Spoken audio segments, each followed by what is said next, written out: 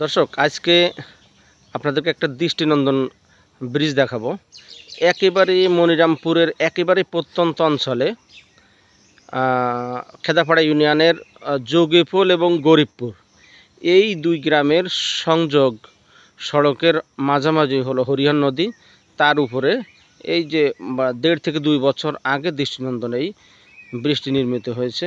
প্রত্যন্ত অঞ্চলে এমন সুন্দর ব্রিজ সাধারণত চোখে পড়ে না। যে ব্রিজটা পেয়ে এই দুই গ্রামের মানুষ সহ এই সড়কে চলাচলকারী মানুষের ভোগান্তি কিন্তু দীর্ঘদিনের ভোগান্তি শেষ হয়েছে। আগে মানুষকে এখানে আপনার বাঁশের সাঁকো দিয়ে পারাপার হতে হতো, কিন্তু সেইটা এখন আর প্রয়োজন হচ্ছে না। দৃষ্টিনন্দন ব্রিজটা একটু আপনাদেরকে দেখাই। এখন এই ব্রিজের উপর দিয়েই মানুষ যাতায়াত করছে।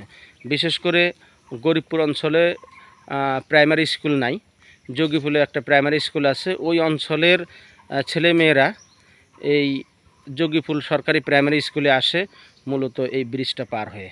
এছাড়া কৃষি, তারপরে যাতায়াত, সব ক্ষেত্রে এই ব্রিজটা অত্যন্ত প্রয়োজনীয়। আপনাদেরকে একটু ব্রিজটা দেখাই।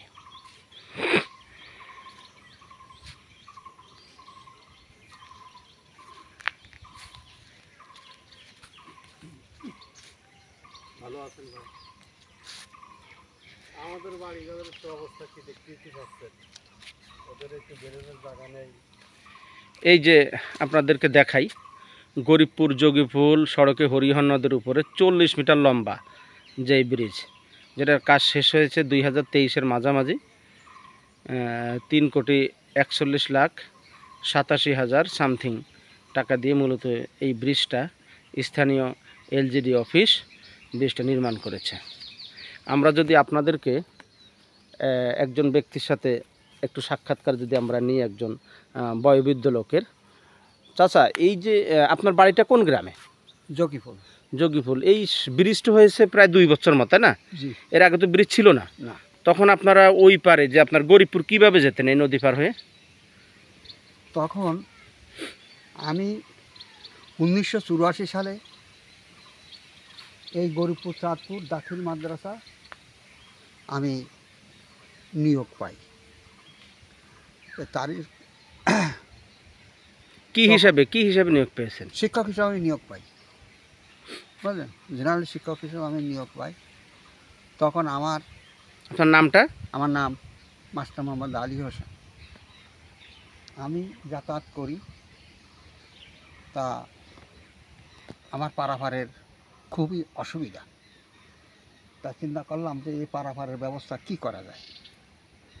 তখন ওই মানুষের দ্বারে দ্বারে যাই এই বাঁশ কালেকশন করি, সেই সাথে কিছু লোকজন নিয়ে তাদের খাটাইয়ে তাদের পারিশ্রমিক দিয়ে এখানে এই সাঁকোর ব্যবস্থা করতাম। আগে বাঁশের সাঁকো ছিল? হ্যাঁ, বাঁশের সাঁকো ছিল। এই বাঁশের সাঁকো দিয়ে আর কি, ওই বাঁশের সাঁকো প্রথম বছর দিয়ে আনলাম। তার পরের বছর দেখা গেল যেগুলো আর কি অকেজ হয়ে যায় সেগুলো আবার এই সংস্কার করতে হয়, পরিবর্তন করতে হয়। হ্যাঁ, এইভাবে আর কি এই ব্রিজ হওয়ার আগ পর্যন্ত এইভাবে আর কি এই কাজটা চালাই আসি। আচ্ছা, এই রাস্তায় মানুষের চলাচল কেমন? এই রাস্তা মানুষের চলাচল, এই গ্রামবাসী যাদের দূর দূরান্তে থেকে আসে, এখানে তাদের আত্মীয় আছে, সেই ধরনের লোকজন। তবে এই ব্রিজে একটা যে জনবহুল রাস্তা। আচ্ছা, ব্রিজটা হওয়াতে এলাকাবাসী কেমন উপকৃত হয়েছে বলে আপনি মনে করেন? আর উপকৃত আমি যতটুকু আমি উপকৃত হয়েছি সে কথা বলছে, আমি নিজেই উপকৃত হয়েছি এই ব্রিজটা হওয়াতে। আপনার চাকরি কি শেষ? আমার চাকরি 13 সালে ডিসেম্বরে আমার চাকরি শেষ হয়ে গেছে। ব্রিজটা আসলে অনেক আকর্ষণীয় এবং মানুষের অত্যন্ত চাওয়ার ছিল, তাই না? জি, এই ব্রিজটার জন্য আমরা আর কি খুবই চেষ্টা করেছি। আমাদের এই গরিবপুর গ্রামে শফিক কামাল ছিল, তিনিও চেষ্টা করে গেছেন। হ্যাঁ, আমরাও বহুত চেষ্টা করেছি। তবে এই ব্রিজের জন্য আমরা আর কি খুব আশাবাদী ছিলাম। হ্যাঁ, খুবই আশাবাদী ছিলাম, তো আমাদের সে আশা পূর্ণ হয়েছে। আচ্ছা, আপনাকে ধন্যবাদ। দর্শক, চাচা যেমনটি বলছিলেন, উনি একজন অবসরপ্রাপ্ত মাদ্রাসার শিক্ষক, দাখিল মাদ্রাসার। সত্যিকার অর্থে এই ব্রিজটা স্থানীয় এলাকাবাসীর জন্য অত্যন্ত প্রয়োজনীয় একটা ব্রিজ।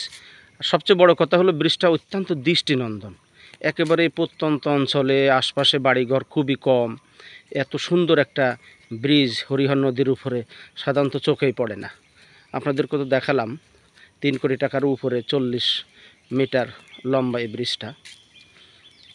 যদি কখনো সময় হয় মনে চায় আসলে দেখতে পাবেন কত সুন্দর ব্রিজ। অবশ্যই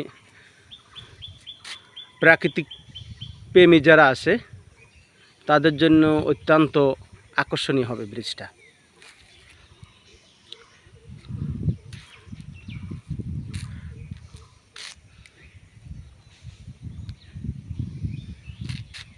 সবাই ভালো থাকবেন, আজকে এই পর্যন্তই।